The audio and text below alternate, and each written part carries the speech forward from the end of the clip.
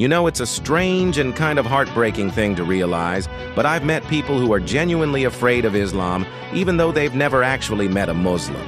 They've never had a conversation, never shared a meal, never asked a single question. Their entire perception is built on headlines, on sound bites, on scary movie villains. And honestly, that breaks my heart. It breaks my heart because the faith that I know, the faith that brings me peace and centers my life, is so completely different from the caricature they've been shown. I think back to my own journey. I wasn't always the most practicing, you know? But as I got older and started to really study the Quran, to really understand the life of the Prophet Muhammad, peace be upon him, I was just blown away. What I found wasn't anger or violence. It was a deep, profound well of compassion.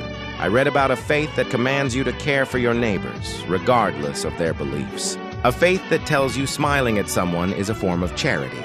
A faith where one of God's most repeated names is Ar-Rahman, the most merciful. This is the core of it. Islam teaches compassion, not hate. It teaches mercy, not judgment. When the Prophet Muhammad, peace be upon him, went to the city of Taif, he was rejected, mocked, and physically attacked by its people until he bled. The angel Gabriel came to him and offered to crush the city between two mountains. Think about that for a second. The power to get immediate divine revenge. But what did he do? He said, no.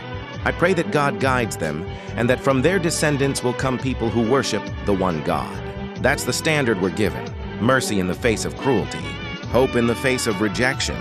So, when we see this huge gap between the beauty of our faith and the fear in people's eyes, we have to ask ourselves why. And the truth is, the responsibility, it starts with us. It's not just about correcting misinformation online, though that's important. It's about our daily actions. How do we speak to the cashier at the grocery store? How do we treat our colleagues at work? How do we react when someone cuts us off in traffic? Are we a source of ease for people or a source of difficulty?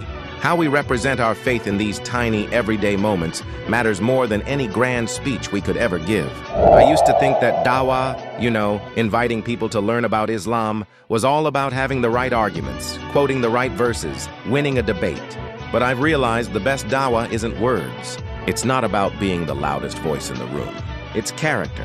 It's being the person whose honesty is unquestionable. The person who is first to offer help. The person whose kindness leaves an impression long after the conversation is over. That's how we challenge the narrative. That's how we begin to heal the divide. It's not through one big, grand gesture. And that's how we fix the misunderstanding. One smile, one patient answer, one act of kindness at a time.